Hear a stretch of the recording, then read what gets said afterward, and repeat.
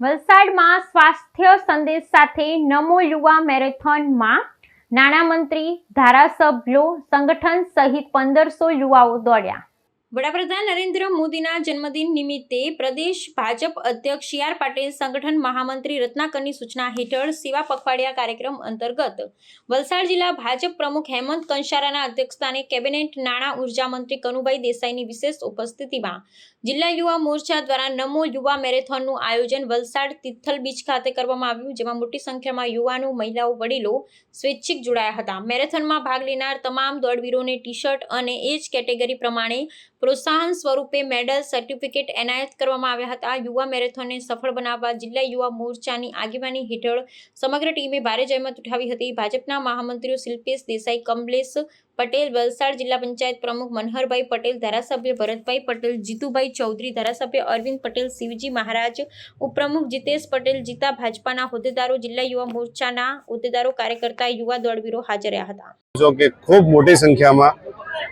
વરસાદ હોવા છતાં પણ હજારોની સંખ્યામાં યુવાનો જોડાયા,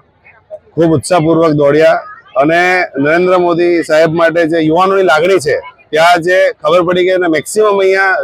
ઝેનઝી જનરેશન જે કહેવાય છે તે ઝેનઝી જનરેશન હતું, જે એટલે ખૂબ મોટી સંખ્યામાં યુવાનો જોડાયા છે અને જેમ આખા સમગ્ર ભારતમાં 75 જગ્યા પર જે કાર્યક્રમનું આયોજન કરવામાં આવ્યું એમાંનું એક આપણું વલસાડને સ્થાન આપવામાં આવ્યું। તેથી એ પણ ખબર પડે છે કે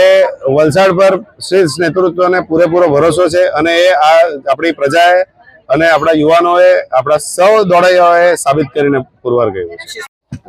આપણા દેશના યશસ્વી વડાપ્રધાન માનનીય મોદીજી જ્યારે ગુજરાતના મુખ્યમંત્રી બન્યા 2001થી, ત્યાર પછીથી ગુજરાતનો જે અભૂતપૂર્વ વિકાસ થયો અને ગુજરાત સમગ્ર દેશનું ગ્રોથ એન્જિન બન્યું, ત્યાર પછી સમગ્ર દેશે એક મનસૂબો કર્યો કે મોદીજીને દેશના વડાપ્રધાન બનાવવા, અને 2014માં જ્યારે મોદીજી દેશના વડાપ્રધાન બન્યા ત્યારે એમણે દેશના વિકાસ માટે અનેકવિધ આયામો રજૂ કર્યા અને ખાસ કરીને statue of unity, run for unity, આદિવાસી વિકાસ માટે આદિવાસી કલ્યાણ યોજના, વનબંધુ યોજના,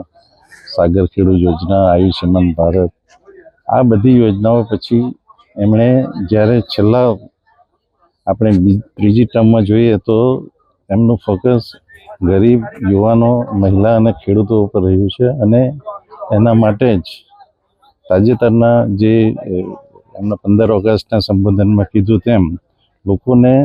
લાભ થાય એ માટે જીએસટીના કાયદામાં ઘણા બધા સુધારા કર્યા અને એનો લાભ 140 કરોડની જનતાને મળ્યો।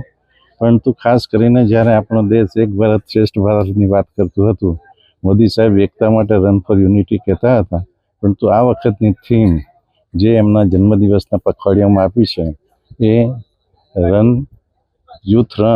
નમો યુથ રન ફોર નશામુક્ત ભારત। કારણ કે આ જે નશાના વેપારીઓ છે એ આતંકવાદીઓ છે અને સમગ્ર આતંકવાદી ફંડ પૂરું પાડે છે, એટલે દેશમાં શાંતિ માટે